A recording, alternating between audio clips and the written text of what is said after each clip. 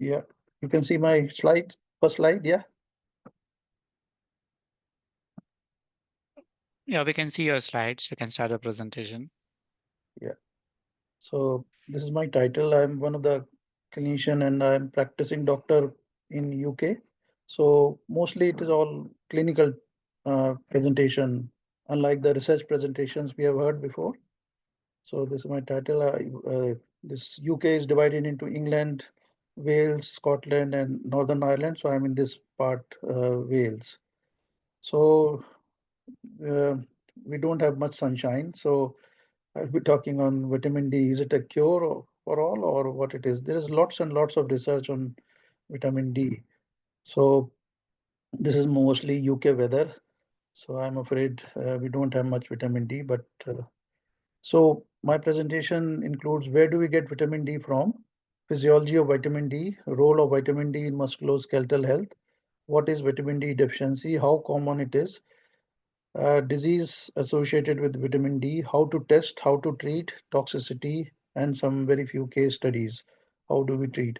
So hopefully I will try to um, uh, come to conclusions within in 20 minutes. So sources of vitamin D, as I said, it is mostly from sunlight.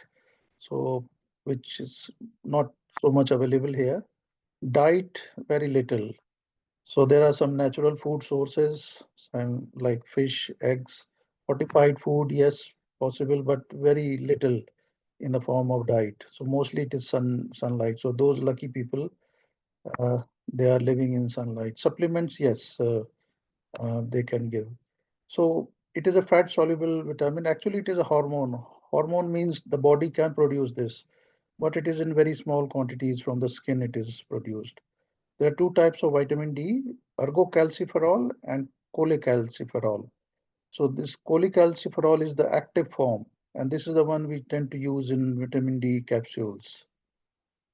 Cod liver oil is rich in vitamin D. So how vitamin D is produced? There are several factors. Depends on the time of the day, of sunlight, season, aging, sunscreen use, skin pigmentation.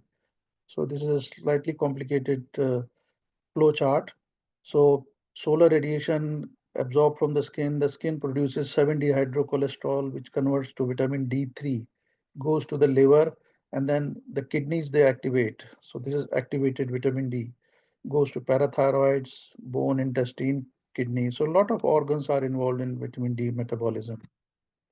So starting from the skin. There is a seasonal variation. So like if we are in March now, so it is very low. In July, vitamin D levels will be high.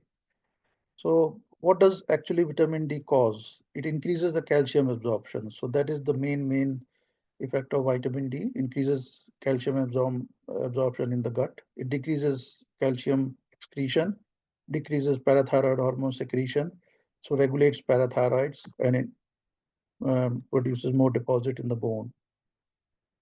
How does vitamin D help the body? It helps the bones, number one. So bones, it can cause, it is associated with osteoporosis, role in osteomalacia, musculoskeletal pain, muscle weakness, falls and fractures. I'll come to that. Now there is a question, if you start taking vitamin D, can you reduce the incidence of falls and fractures? Answer is yes. There is a whole meta-analysis of trials which showed that vitamin D plus calcium, they can actually reduce your hip fracture risk. So by 16% and of any fractures by 5%. So it does help the bones. So vitamin D is important for the bones and it can reduce your fracture risk. So what about uh, small dose? A smaller dose, what dose to use? Actually, you have to use 700 to 800 units. A smaller dose of 400 is not sufficient. So again, there are trials on that. So we have seen effect on the bones. So the second is on muscles. It can reduce your fracture risk, especially for the elderly, by improving muscle function and reduces the risk of falls. Again, have been lots and lots of trials, meta-analysis showing it can reduce the risk of falling.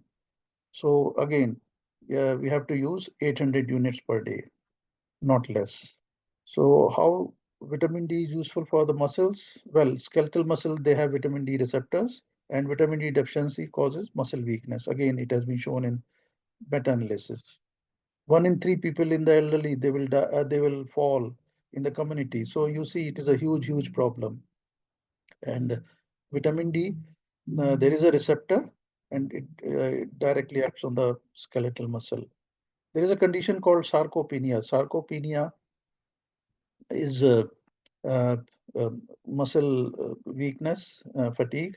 So, and these bones, we don't see these type of bones nowadays.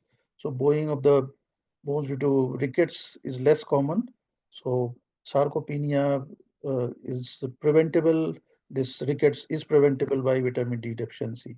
So, not only bones and muscles, you are talking of so many effects, good effects of vitamin D. There have been lots and lots of research. Literally any condition of the body, any disease has been associated with vitamin D deficiency.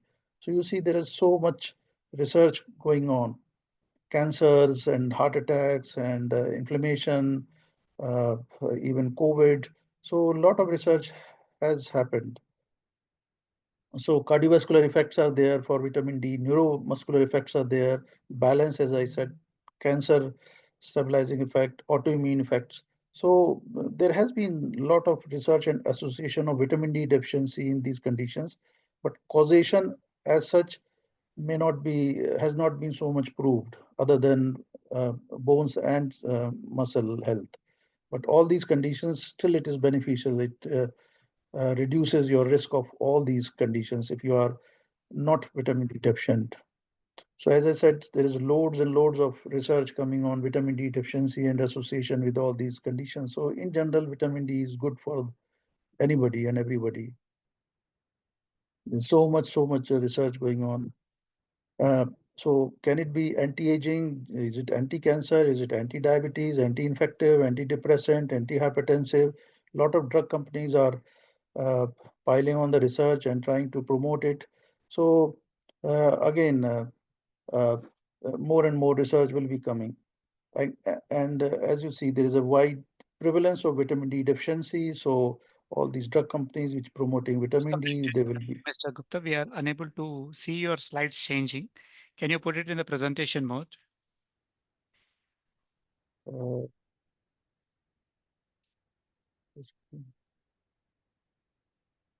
We can just see your only the first slide. sorry.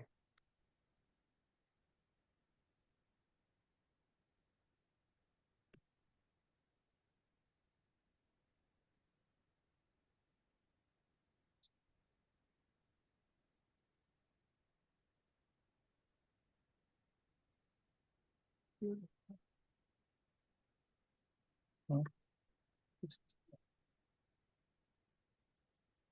You can see now. Yeah, we can see vitamin D. Yeah, now we can see it. Let's start a bit back or No, no, you can continue. okay. So a lot of conditions have been associated with vitamin D deficiency, including cardiovascular, neuromuscular, cancer, autoimmune uh, conditions. And uh, is it a one pill for all ills? Anti-aging, anti-cancer, anti-diabetes, anti-infective, antidepressant, anti-hypertensive, cardioprotective. So there is a lot of association uh, with vitamin D deficiency, but does it really work in all this? So still research is ongoing. The vitamin D deficiency, it is quite prevalent worldwide, so more and more people will be entitled to this vitamin D supplements. Subclinical deficiency, it is a silent epidemic. It is present in big numbers of population, more in the elderly, often unrecognized. And as I said, it is an important cause of osteoporosis and fractures and falls. There is vitamin D deficiency and resistance also in some people. Some people can have impaired hydroxylation, renal hydroxylation, and impaired insensitivity. So, how much, as I was mentioning before, over the age of 50, we need 100 we need 800 to 1000 units of vitamin D at least. And usually we tend to use vitamin D and calcium together because vitamin D promotes the absorption of calcium. Skin color and vitamin D levels, well, in most of the population, vitamin D level is kept at a constant level regardless of the skin color. Who is at risk of vitamin D deficiency? People with dark skins, pregnancy, vegetarians, obese people, people with indoor lifestyle who are covering their skin. So people aged over 65. Uh, People who are covering their skin, that is seen more in the Middle East countries. So who is at risk? When do we start thinking of vitamin D deficiency? Well, osteoporosis and fragility fractures, condition associated with malabsorption, intestinal diseases, treatment with medications, so anti-epileptic steroids. These people are more at risk. So we have to think of supplements when we are using these drugs, especially elderly at higher risk. Mostly they are housebound, they are institutionalized. There's a lot of vitamin D deficiency in nursing home and care home residents. Hospitalized people, they are indoors, reduced sun exposure. Uh, how does vitamin D deficiency present? Well, many times it is asymptomatic, but you can have variety of non-specific symptoms: low mood, tiredness, infections, cold, cough, poor muscle strength. Okay, when should you test for vitamin D? Now, National Osteoporosis Society of UK guidelines, they have recommended that routine testing is unnecessary. You need to test for bone diseases which may improve with treatment. For example, anybody coming with fractures.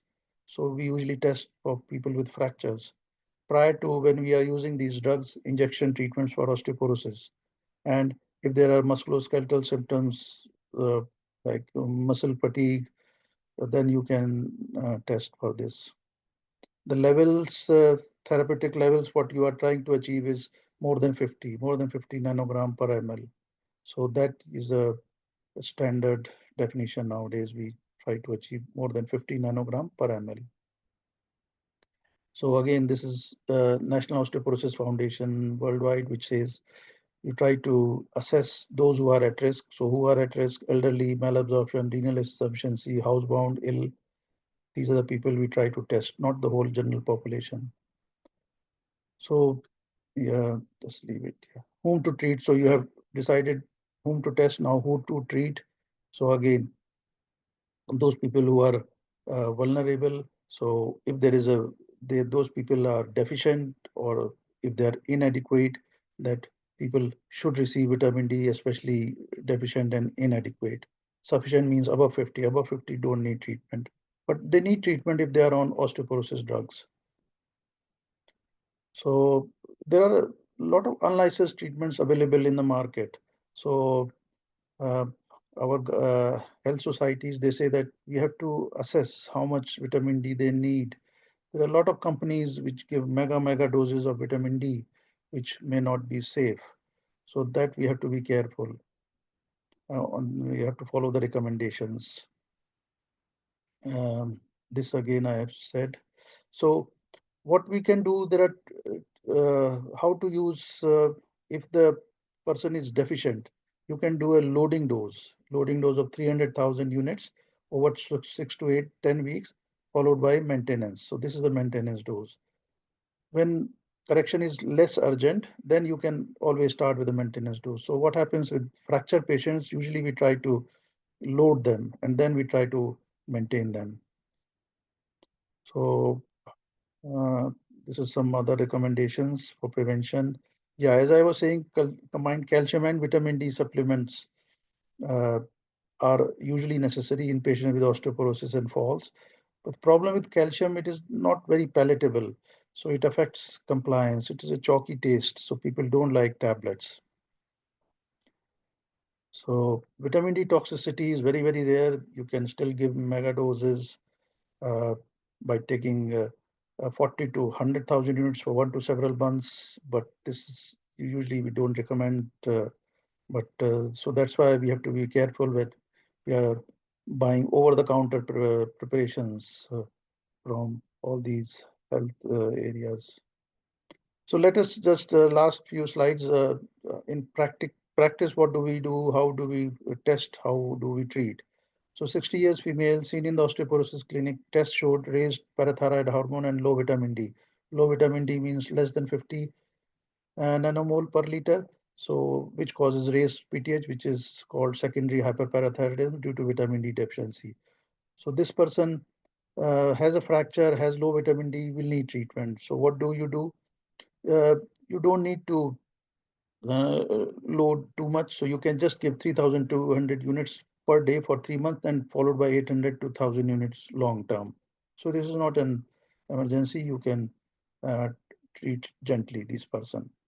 Now, this is a very elderly person, 80 years old, admitted with a hip fracture. Nowadays, with hip fracture, we know at this age, majority are deficient in vitamin D. Our own audit, we have shown that it is quite widely prevalent vitamin D deficiency. So we don't test nowadays. So what we do, we just load them with oral vitamin D.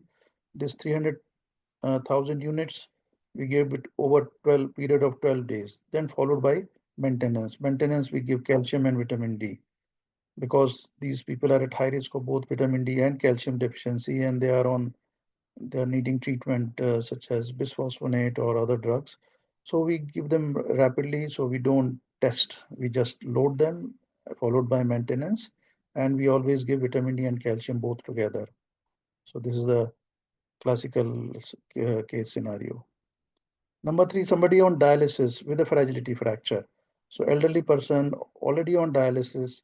Now the kidneys, they will convert this to an active form.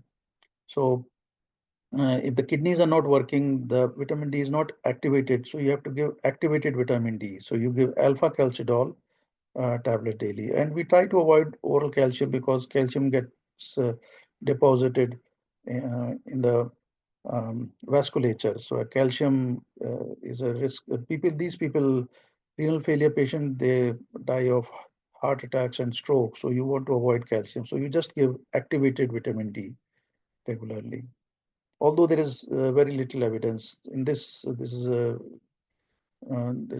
hardly any evidence. Another elderly male or female, somebody comes with recurrent falls. This time they have not fractured, they're just falling over. This is due to muscle and balance problems. So again, we don't test vitamin D for these people, just to give them 1,000 units maintenance long term. So not for oral calcium unless there is a previous fracture or unless there is a calcium deficiency. Majority of these people have normal calcium. So this is sarcopenia, falls, frailty. So for these type of people, no need of test, just you can start treatment. Many of these people are elderly, living in care home, nursing homes. So yes, you can start just oral vitamin D because it is beneficial for their muscles mainly. So in summary, vitamin D deficiency is common. 25 hydroxy vitamin D, it is a predictor of bone health in terms of fracture risk and falls. So both in terms of bones and muscles, it is good. It is also potentially independent predictor of the risk of cardiovascular disease, hypertension, cancer, diabetes, all cause mortality. So a lot of research is happening and we have lots and lots of research ongoing. Minimum you need is 800 to 1,000 units of vitamin D and sun exposure. So all we all need is holiday in the Bahamas or in the Sunshine Islands. Now, sunbeds, they are no good. We have to say no to sunbeds.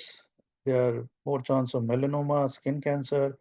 We have to discourage those youngsters who go to sunbeds for vitamin D. So no, this is strict no. So again, the vitamin D benefits are endless. I love the sun. I shines on me. God made the sun and God made me. It's my last slide. Thank you.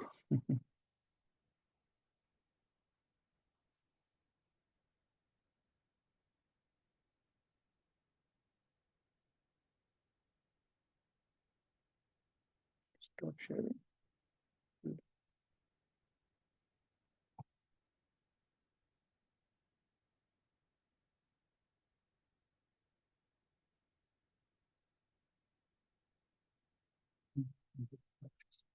Hmm? One. Shall I go to the next lecture?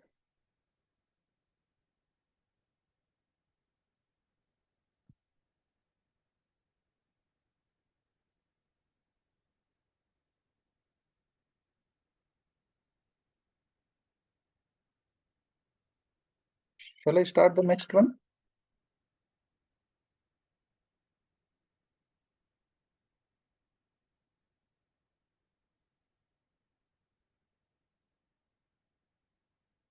Hello? Sorry. Yes, Mr. Gupta, you can continue with the next presentation. Okay, you can see my slide? Yes, we can see it. Can you Okay. put it in the presentation mode? Slideshow. Slideshow. Is this okay? Uh, can you click on that slideshow button No? beside animations? On your screen, can you see that home, insert, design, animations, slideshow?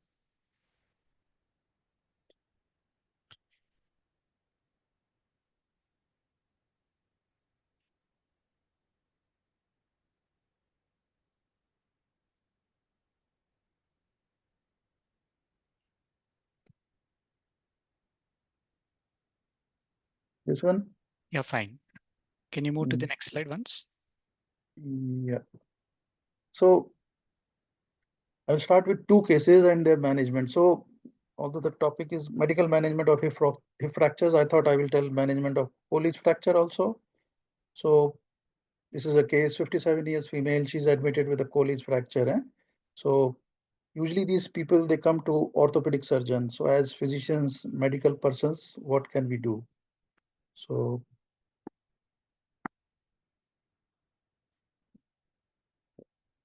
so you can see the next slide, yeah? You are able to see Yes. the next slide? Yeah, Yes. okay. So in all these people who fall and fracture, the nature of fall is very important. Is it high trauma? So we don't want to treat those fellows who are bungee jumping or these traffic accidents. So history is very important. Exact description of the episode, circumstances, provocative factors, because you're not only dealing with the bones, you're dealing with the whole body, why the body is falling. So we have to see whether they are blacking out or are they having seizures before, during, and after. So nature of fall is very important. So as I said, loss of consciousness, whether they are dizzy, is it a cardiac cause or their sugars are going down?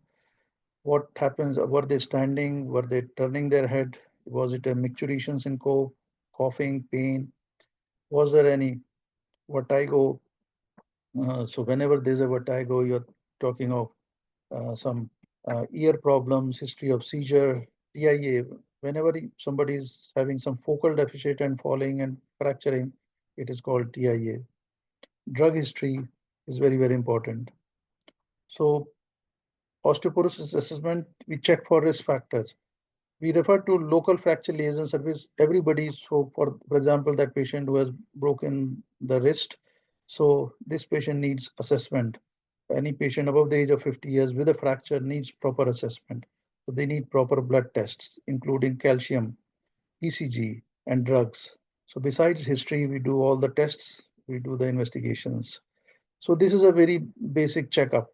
So we have all these fractures, we have to do a full blood count, use and use calcium, alkaline phosphatase, EGFR, thyroid, parathyroid, immunoelectrophoresis, vitamin D, and anti-TTG antibodies. So this is a very basic standard.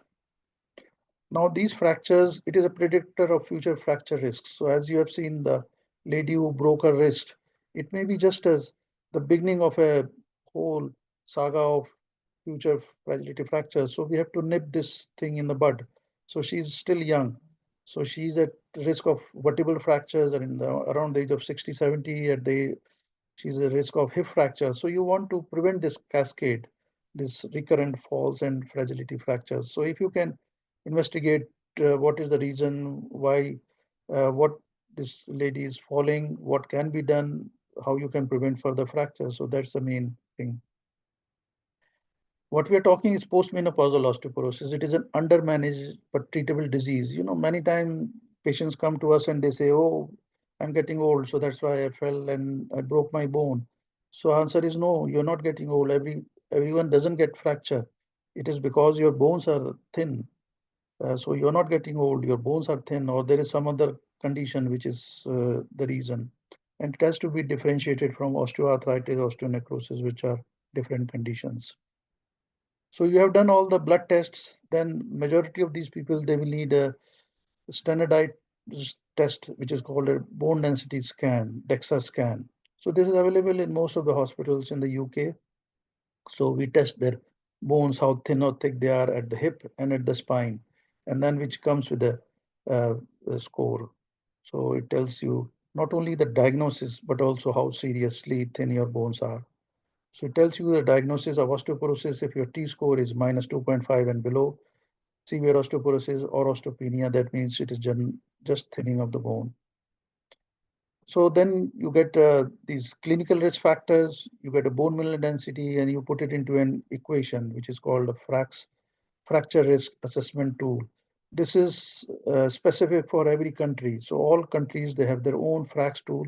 So once this lady, she has broken her bone, you do the blood test, you do a DEXA scan, you put a risk into this FRAX tool, and that will tell you whether you treat or do what else. So in terms of assessing the risk, so what you come at after this FRAX is uh, green, yellow, or a red.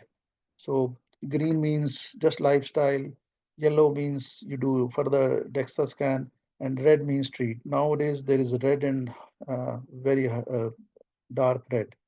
So dark red means you refer to secondary care. They are very, very high risk.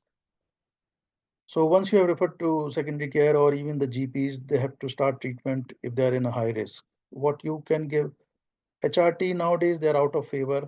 We don't use much, even though they are quite effective in preventing vertebral fracture, non-vertebral fractures. Etidronate, previously we used to use, but the gold standard is alendonic acid tablet, bisphosphonate. It is given 70 milligram once a week tablet. So it is a good treatment. It can reduce your risk of fracture by 50%. So in two Mrs. Jones out of two, one will not fracture, which is reasonably good. Risedronate, you can give Evandronate. It is a monthly tablet. Loxifene, we use sometimes. Calcitriol. Strontium, it has been out of fashion due to risk of DVT. So we use less nowadays. There was a time when we were using left and right strontium. Then you can use, other than tablets, you can use subcutaneous injections such as teriparatide. I have several patients on teriparatide. It does prevent vertebral fractures, does prevent non-vertebral fractures. Romo, it is a good drug given monthly, once a month injection subcutaneously for 1 year. Very effective treatment. If you give to three people, two will not fracture. So these are very effective treatments, relatively safe. Denosumab, again, subcutaneous injection. It is a monoclonal antibody. It prevents vertebral fractures, prevent other non-vertebral fractures. So these are good treatments available, and they improve compliance. If you're giving just once every 6 months or once a month supervised, so that means patient has taken the treatment. So for compliance reasons, they are very good because with oral bisphosphonate tablet, nearly 50% of the people they stop treatment after 1 year. So compliance is an issue with tablets. We have intravenous preparations. So zoledronate is the drug of choice after hip fractures. It is shown in the Horizon trial. You can reduce further vertebral fracture, further non-vertebral fractures by nearly 50-60%. So effective drugs are available. What it means, you can prevent further fractures. So in this first case, what we learned was that medical conditions, they are present, but you have to find them. So this lady, elderly lady, she's coming with a fracture of the wrist, but there are so many medical conditions, but you have to explore, you have to do the history, you have to do the examination, you have to do investigations, possibly DEXA scan. And if you do not search, you will not find it. Many of these are treatable. Some things are simple, like hypoglycemia. So future fractures can be prevented by osteoporosis treatment, and even simple interventions can make a difference. And even these people, these people, they come to surgeons, but we as physicians, we try to see from more holistic point of view, and we see what else we can do. So if the surgeons are not pointing to the physicians or they're not looking at it, then you can really miss these patients.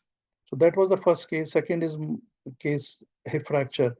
Now the average age of hip fracture is around 84 years. So they are very, very elderly people. They just simple fall from a standing height, and they are breaking their bone. Many times hip fracture just the presenting feature. So patient will not have something unless you really find for it. Medical, what I mean is medical conditions. A woman's hip fracture risk equals her combined risk of breast, uterine, and ovarian cancer.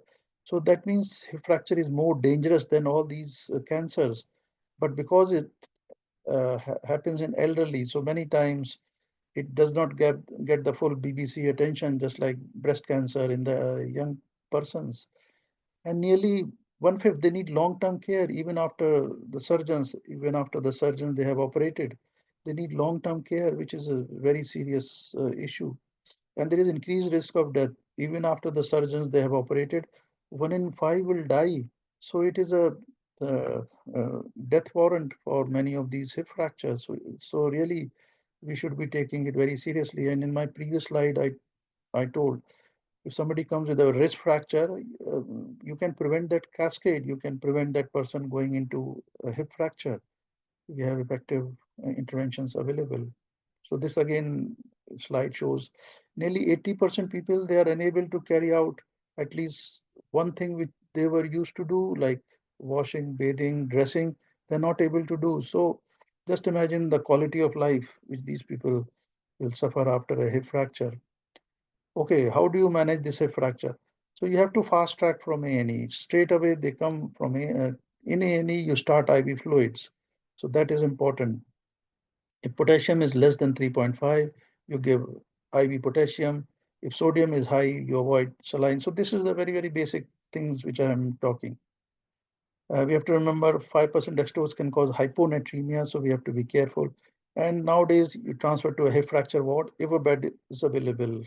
We know there is a problem of beds all over the UK, but definitely it has been shown that the outcomes are better if the patient are managed in a hip fracture ward. So more and more people are being transferred to a hip fracture ward.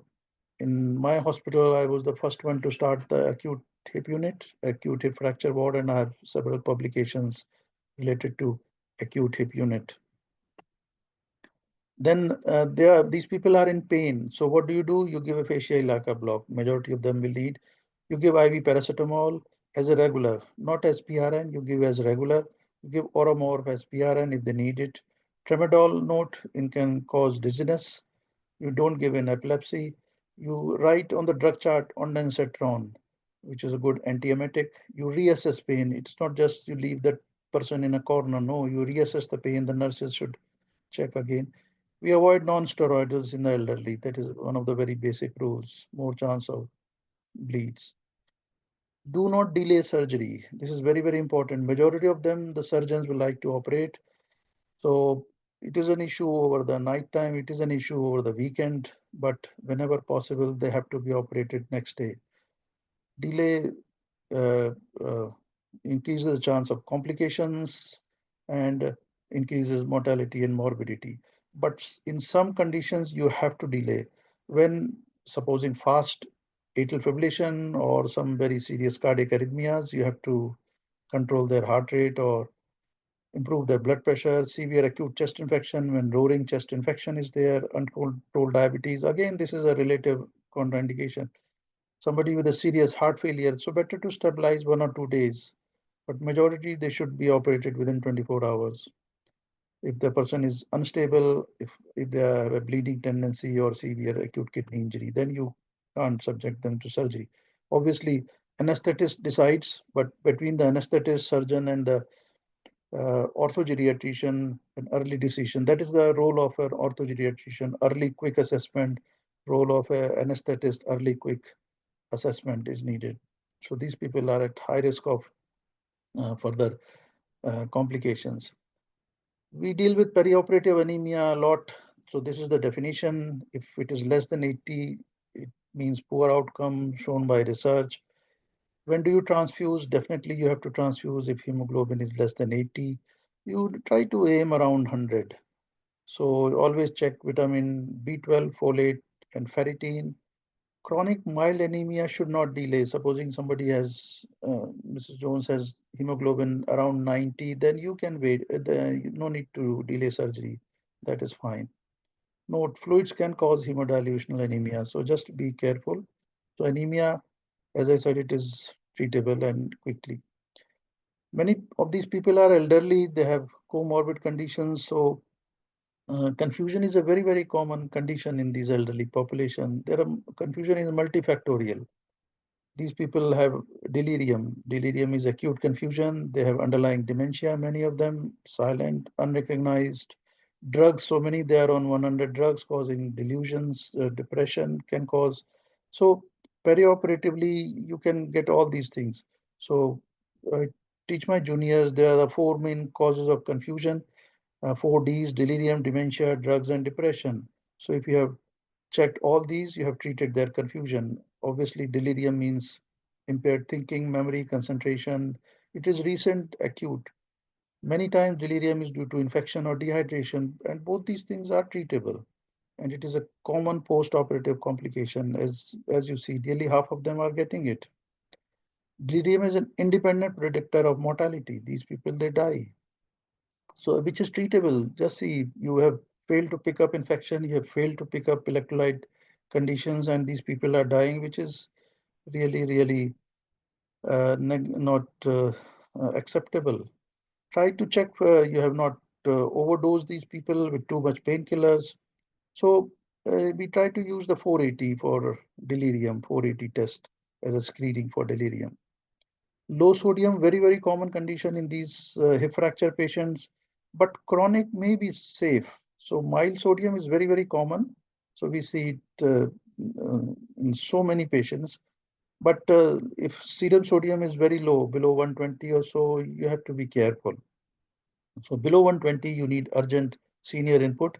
May need to postpone surgery, but many times there's a reason, like infection is there, chest infection or diuretics, thyroid, adrenal, and fluid disorders. But always try to check the previous result, try to repeat it, recheck it, because low sodium is important, common, and it is treatable, correctable. Again, low potassium is not so uncommon. If it is there, you give IV potassium. If it is very low, you discuss with the senior. Surgery should not be delayed. Acute kidney injury, these elderly people, they have multiple drugs. Their kidneys are not 100%. So slight kidney injury can raise their serum creatinine. So this is the definition of acute kidney injury. If the output is very low, serum creatinine is going sky high, then it is acute kidney injury. But it is treatable. How do you treat?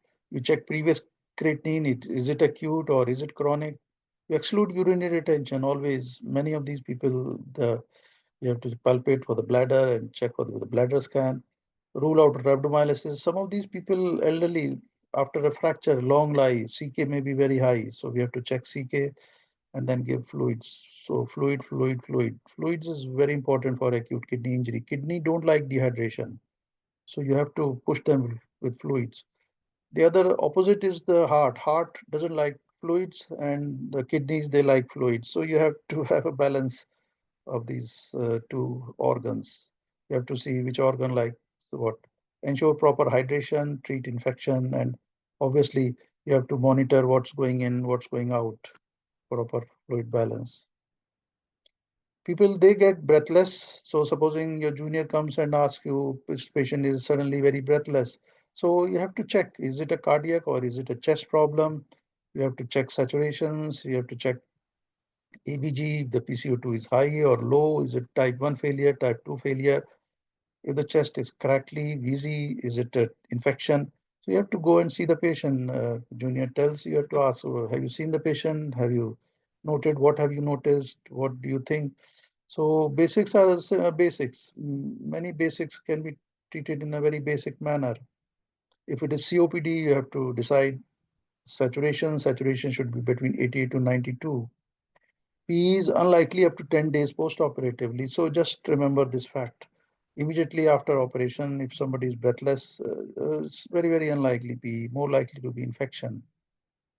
And many times comorbidities, they coexist. So you're thinking of heart failure, chest infection, but always involve the senior, and that will be a good thing for a junior. Atrial fibrillation, again, very common arrhythmia, is very, very common in the elderly population. Absence of P waves. Digoxin is a good drug. It doesn't reduce your blood pressure. This is the usual dose. You can repeat the dose in 6 hours. You can use bisoprolol. This is given orally. This is a fairly stable drug.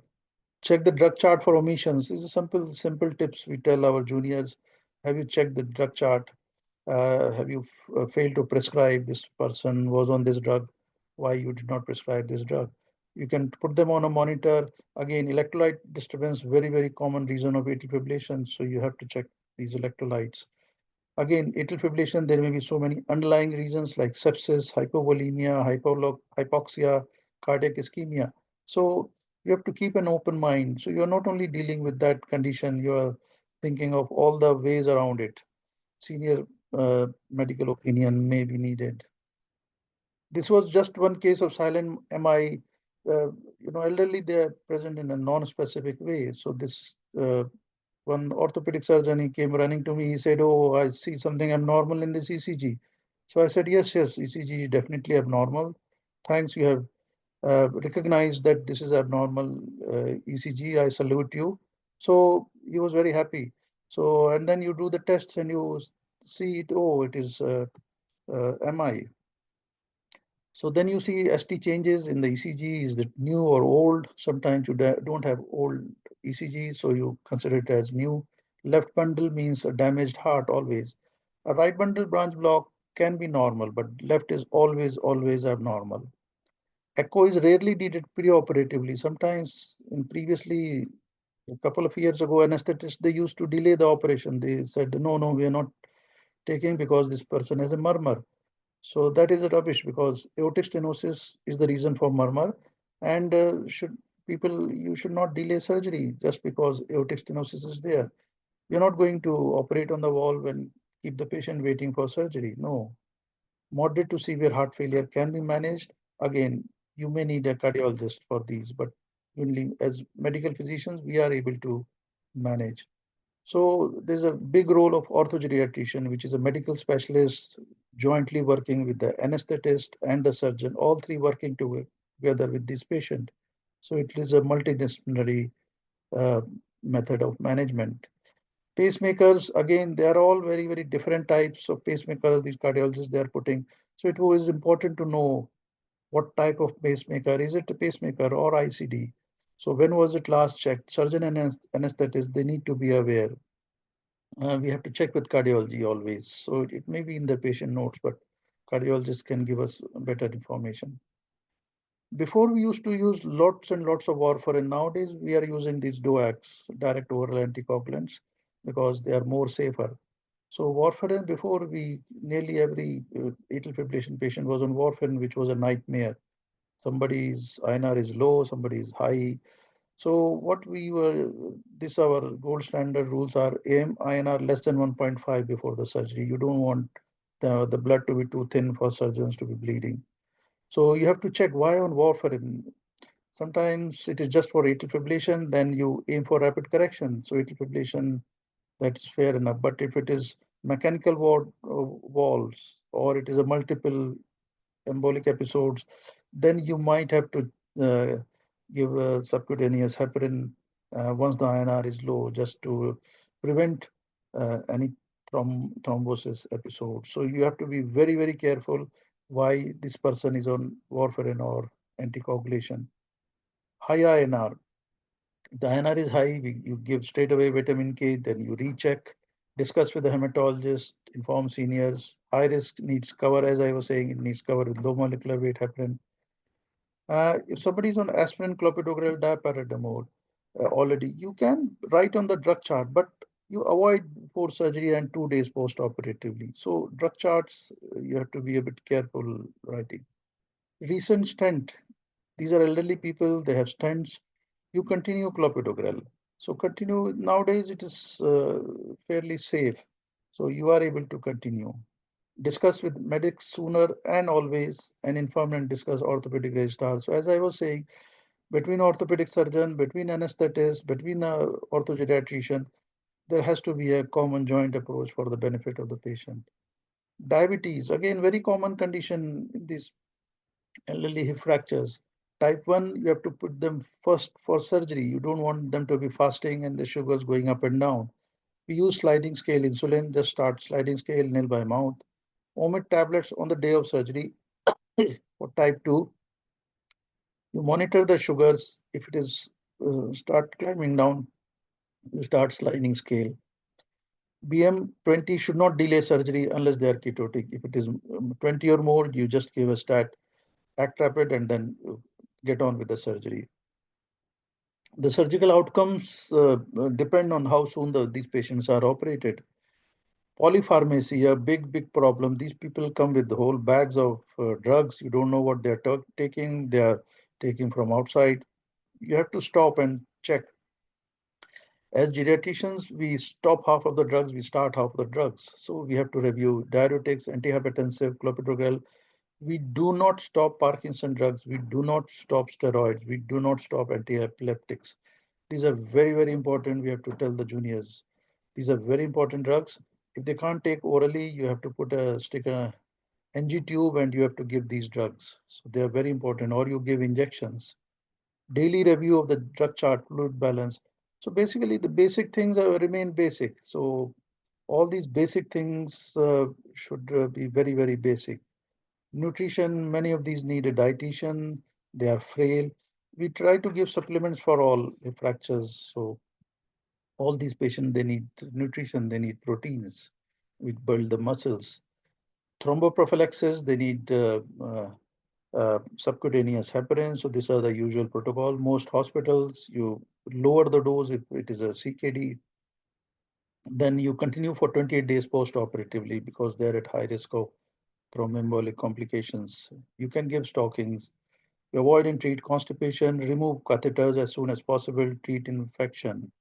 So again, we just whenever we are giving teaching to juniors, just we stress on these things. Major abnormalities need urgent attention. So if somebody is very sick, you go and see the patient. We tell the juniors, you go and see the patient and discuss and inform seniors because so many things they are preventable and you can treat and you can treat them. See, all the many of these things they are treatable. So you go and see, you find them, and early recognition of sick patient is so important. If the nurse asks you go and see the patient, you are going and seeing the patient. Osteoporosis, most of these people they have grotty bones, thin bones, weak bones. So you have to check serum calcium in all, and you have to do majority of the blood test I told in the previous case. You have to check serum calcium. You have to check most of the other bloods except vitamin D. We are not checking vitamin D here. We just DEXA scan. Our practice usually we do below the age of 75 years. Only some people we use above the age of 75 if there is a management decision, but usually between the age of 50 to 75 as a routine, we tend to do a DEXA scan. That helps in the guidance management decisions. Our standard practice is calcium and vitamin D for all the patient, most of the patients, AdCal or EvaCal. So many preparations are available. We use both calcium and vitamin D. This drug of first choice is oral bisphosphonate, either L-donate or Risodonate once a week. But as I was saying, the compliance is poor and has to be checked in a few months' time. As I said, we are loading with vitamin D followed by maintenance. Uh, so there are some contraindications of bisphosphonate. We have to be careful. False. Most of the patient need for false assessment checklist. Why they are falling? Well, they are getting older, but there are so many other reasons. You check their medication, check their lying standing blood pressure, check for any arrhythmia, their cognitive state, vision, footwear, all of them, they will be needing assessment from physiotherapist, occupational therapist. So it is a multifactorial and multidisciplinary assessment they will need. So again, I don't have time, but so many reasons can make them fall, fractures. So if you're not if you're missing only one part of the jigsaw, then again, they will keep on falling, fracturing. Urinary incontinence that can make them fall.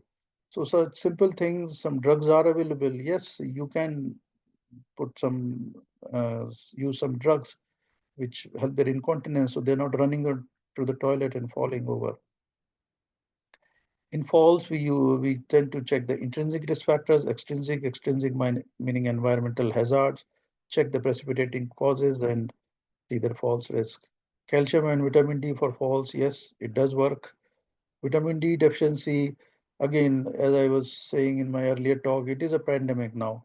So many conditions have been associated with vitamin D deficiency, and I'm sure in the future, more and more of us will be using for all these conditions. So many conditions have an association. So we will be using more and more. Even I tested myself, I was below the detection limit. I started taking vitamin D. As Asians, we have a dark skin, so we don't absorb so much. And in UK, there is no sunlight. So I was deficient and I start taking vitamin D, and I can feel some difference in my general health. So I don't know, it's psychological or it is really effect of vitamin D, but there's no harm. It is a good drug, a good thing to take. So nearly coming to the end. So learning points. Remember, a holistic approach is needed. So not only fracture, you are dealing. The problem is these patients come to orthopedic surgeon who may not have that holistic approach. So between anesthetist, between a physician and a multidisciplinary team, a full holistic approach is needed. And hip fracture is just one problem. They have cardiac problem, they have renal problem, chest problem, polypharmacy, the bones are weak, their muscles are weak, and they don't die from surgical reason. They die from a medical cause. Patient don't die if the pin or plate is sticking out. It is because of heart attacks or chest infections. They die from medical reason, many of which is treatable. So many medical issues, they are simple, but you have to look for it. Use Clarking Proforma. It has been used now. It is used as standard in all hospitals in the UK. You document bloods as soon as they are available. You read operational policy for hip fractures. There is orthogeriatric handbook, and the societies between the orthopedic surgeons and the orthogeriatricians, they have jointly uh, produced guidelines what to do and discuss with seniors. So there are multiple medical issues. Make a list. Delirium is reversible. Reassess regularly. Recognize deteriorating patient. We start looking at escalation plans. What it means is that supposing person is very elderly, severe dementia, bedbound, severe cognitive impairment, very low blood pressure, unlikely to survive, then you start looking at escalation plans. So you involve the senior, you discuss with the patient, check with the family, and start escalation plans. Is this patient for resuscitation? What should be the escalation plans? Should this person go to intensive care or not? So if person is very frail or person was in good health before, so that can help you decide. Many times these are over-reported ONJ or osteonecrosis of the jaw and atypical fractures, which are very, very rare. In my 10, 15 years of practice, I've hardly seen hardly two or three cases of ONJ and hardly two cases of atypical fracture due to bisphosphonates. Again, they are very rare and they are more coming in the BBC programs or in the newspapers, some Daily Mirror, just to scare people, but they are very, very rare. And benefits of these treatments, they far exceed the risk. So don't be afraid of starting them on the treatment. I think one or two more last slides. So many medical management, which I was discussing, it is everyone's responsibility, not only the surgeon, not only the anesthetist, so everyone at least, but at least you tried. And yeah, I think this is the last slide. Always give 100% at work. And these are the things, but I really don't mean it. Give 100% on all days. Yeah, thank you.